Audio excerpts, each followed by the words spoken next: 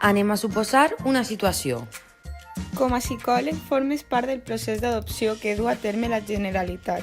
Hi ha dues parelles que encaixen perfectament amb els requisits exigits per a poder adoptar i, a més, amb el perfil del xiquet en adopció. El xiquet es diu Joan i té 3 anys. Va néixer a Xeraco en febrer de 2016 i els seus pares van morir en un accident de tràfic a 2017. La primera parella es tracta d'un home i una dona de 29 i 28 anys, respectivament, no casats que porten 3 anys de relació estable no formalitzada al jutjat. L'altra parella són 2 homes de 28 i 30 anys que són parella no formal des de fa 5 anys. A l'hora d'escollir quins seran els pares de Joan, la Junta es decanta per la parella heterosexual, pel fet de que s'exigeix a les parelles homosexuals que estiguen casades per a poder adoptar, a diferència de les parelles heterosexuals. D'altra banda, un dels requisits per a poder adoptar és haver sigut parella durant almenys 3 anys. Com a psicòleg, veient que la parella homosexual porta més anys de relació estable que l'heterosexual i tenint en compte que ninguna de les parelles està casada, a quines de les dues li consideries l'adopció? Així us presentem a Joan. I per ací tenim a les dues parelles. Per un costat, Anna i Marc. I per l'altre, Ferran i Mauri. Ara bé, en quant a aquest dilema, quin perfil professional s'estaria ocupant? El perfil de la intervenció social i comunitària.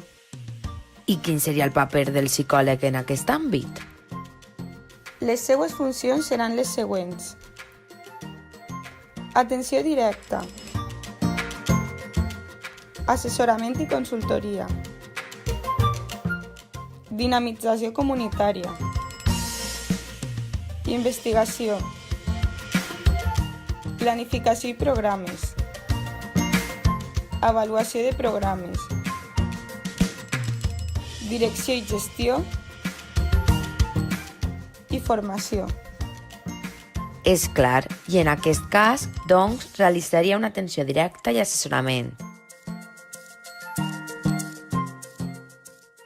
A més, aquesta àrea abarca molts àmbits d'actuació, com la comunitat, les famílies, les minories socials. En aquest cas, ho faria amb el sector LGBTI+.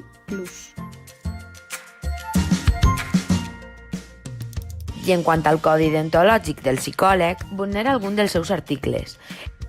En el cas en què l'adopció sigui concedida a la parella heterosexual, s'estaria vulnerant l'article 10, ja que s'estaria realitzant una discriminació homòfoba per l'orientació sexual de l'altra parella, sempre i quan siga sense causes justificades, clar.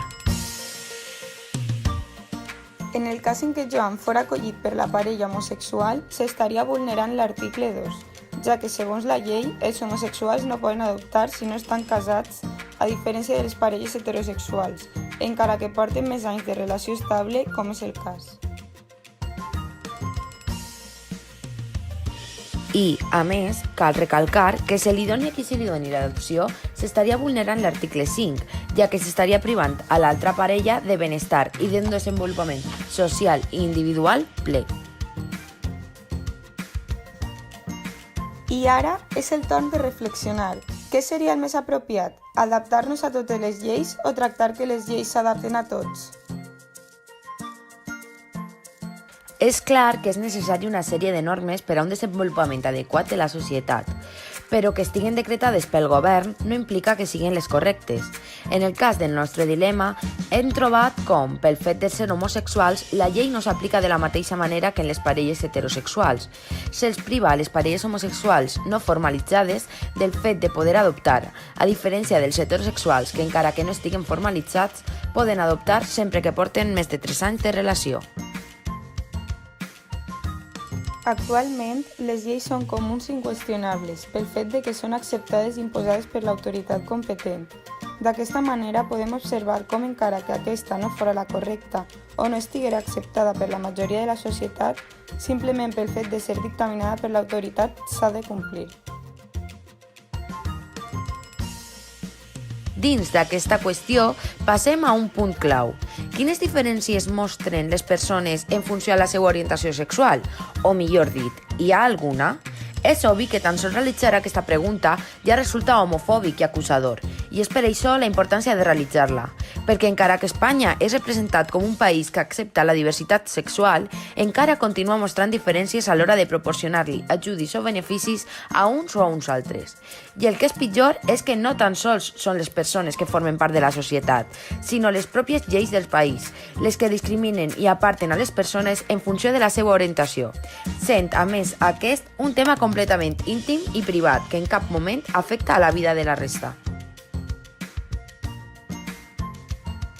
En quant a les lleis que no són justes ni s'adapten a la societat, s'hauria de lluitar per aconseguir el canvi desitjat, ja que el fet de ser una llei no dicta que siga l'adequada o no, com ha anat passant al llarg dels anys.